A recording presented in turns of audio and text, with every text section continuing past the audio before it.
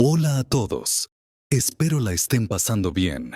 En esta ocasión les traigo el caso de John Wayne Gacy, mejor conocido como Pogo el payaso, ciudadano ejemplar y animador infantil, que tras muchos años escondió su verdadera naturaleza de desvividor serial, que torturó y desvivió a más de 30 jóvenes entre 1972 y 1978. La imagen de John Wayne Gacy o Pogo el payaso es una de las más escalofriantes de la historia criminal de los Estados Unidos. Visto como uno más del montón, miembro activo de su comunidad en Chicago, conocido por animar fiestas infantiles y realizar obras de caridad.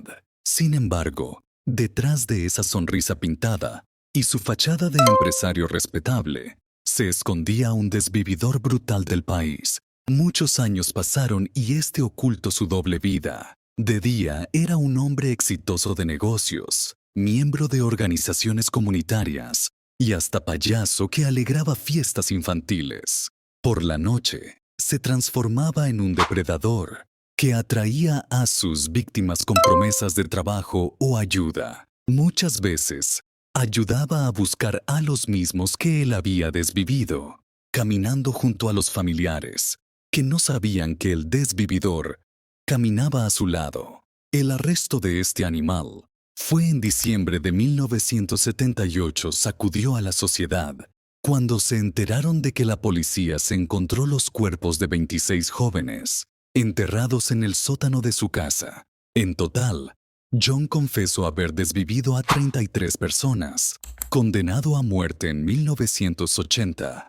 Su legado es recordado de como una persona honrada que ayudaba en la comunidad, siendo uno de los más sádicos desvividores de los Estados Unidos. En su infancia estuvo marcada por el maltrato emocional y físico de su padre, un alcohólico que escondía no su desprecio por el pequeño John. Lo llamaba marica y débil, lo que afectó su vida y su autoestima. Un secreto que mantuvo oculto por los prejuicios de la época y al miedo de la reacción de su padre. En 1964, intentó su vida normal y se casó con Marlene Myers. Tuvieron 2 hijos. Todo parecía ir bien, ya que administraba con éxito los restaurantes de su suegro, pero su profundo odio y maldad no tardaría en manifestarse. Mientras vivía en Waterloo, Iowa, se unió a un club social llamado Jaycees, donde participaba en actividades fuera de lo común, como el intercambio de esposas y la prostitución. Ese fue su inicio, donde empezó a abusar de jóvenes, uno de los cuales lo denuncia en 1968 por agresión sexual. A pesar de ser condenado a 10 años, solo cumplió 2 por buena conducta. Al salir de la cárcel regresó a Chicago, donde su madre le compró una casa en Norwood Park. Es en esa casa donde cometería la mayoría de sus crímenes, escondiendo a sus víctimas en el espacio debajo de la casa. Mientras cometía sus crímenes, seguía con su imagen de hombre respetable y siendo un miembro activo del Partido Demócrata. En 1975, creó al payaso Pogo y se unió al club de payasos llamado Jolly Jokers. Su amor por entretener a los pequeños era visto con buenos ojos por su comunidad. Nadie se imaginaba que detrás de ese payaso era responsable de secuestrar, abusar y desvivir jóvenes. Pogo el payaso se convirtió en pieza clave de la doble vida de John, ya que podía acercarse a sus víctimas. En julio de 1971 conoció a un joven, Michael Reed, que fue contratado por Gacy para su empresa de reformas, a cambio de alojamiento y sexo. Gacy lo golpeó con un martillo en la cabeza y el chico pudo escapar al día siguiente. El 2 de enero de 1972 recogió a un chico de 15 años, Timothy McCoy. Al día siguiente lo mató a puñaladas en su propio domicilio y lo enterró bajo su casa, siendo el primer asesinato confeso de Gacy. Esto causaba malos olores y atraía moscas a su domicilio. Hacia 1975, Cheryl Hoff ya sospechaba que las continuas ausencias nocturnas de su marido no eran por trabajo, sino para mantener relaciones sexuales con adolescentes en el sótano de su casa. aunque no imaginaba los crímenes que allí mismo se cometían.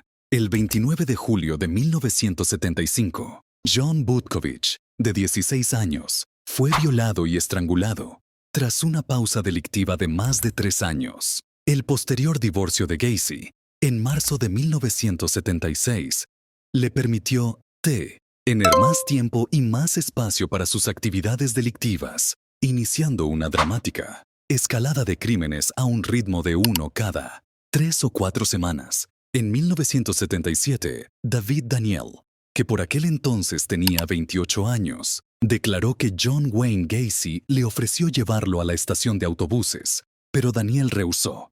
También dijo que Gacy era muy insistente, llegándole a pedir 7 veces e incluso ofreciéndole marihuana. De las 2 víctimas que fueron reportadas como supervivientes, Daniel fue el único vivo para relatar el procedimiento de John Wayne Gacy, el cual consistía en atarlos, torturarlos de diversas formas, sodomizarlos y, por último, estrangularlos. En junio de 1978, y tras asesinar a Timothy O'Rourke, de 20 años, tuvo que abandonar el cadáver en una zona fluvial del río Illinois, a unos 80 kilómetros al sur de Chicago, ya que no cabían más cadáveres enterrados en la casa. El cadáver apareció con ropa interior metida a presión en su garganta. El 12 de noviembre apareció un segundo cuerpo, apenas a 5 kilómetros del anterior en el mismo río. El cadáver fue identificado como Frank Landingin, un traficante de poca monta y chapero que vivía en la calle.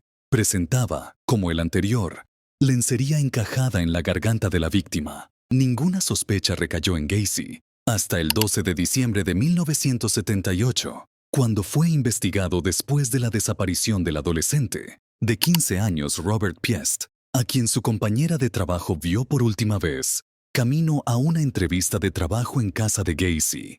Un registro en casa de John, en Norwood Park, reveló diversos artículos relacionados con otras desapariciones. Curiosamente, fue arrestado días más tarde por tráfico de drogas. El 22 de diciembre de 1978, Gacy acudió a sus abogados y confesó sus crímenes. Harto de la constante vigilancia policial, llegó incluso a decir que eran sus escoltas e invitarlos a su casa. Declaró haber asesinado por primera vez en enero de 1972, cuando al clavar el cuchillo en el cuerpo de un joven y ver cómo la sangre brotaba del cuerpo, sintió una sensación de excitación y esto comenzó a gustarle.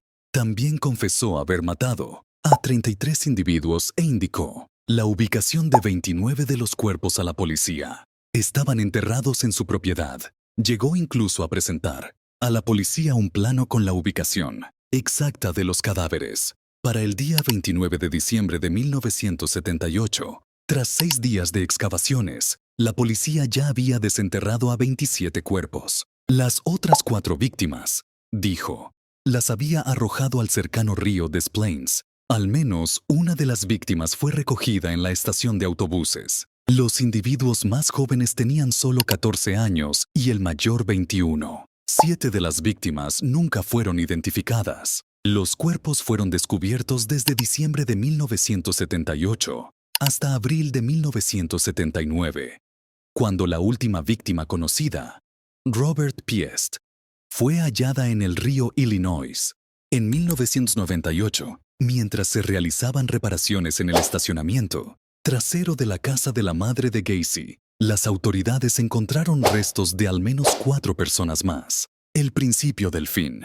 En diciembre de 1978, cuando Robert Priest, un adolescente de 15 años, que desapareció después de hablar con Gacy, después de hablar sobre un trabajo, la madre informó a la policía y pronto conectaron a Gacy con la desaparición. El 21 de diciembre, la policía registró la casa de Gacy y tras varios días, la policía encontró los restos de varias víctimas en el sótano de la casa. Gacy fue arrestado y confesó haber desvivido a más de 30 jóvenes, a quienes abusaba y torturaba antes de desvivirlos.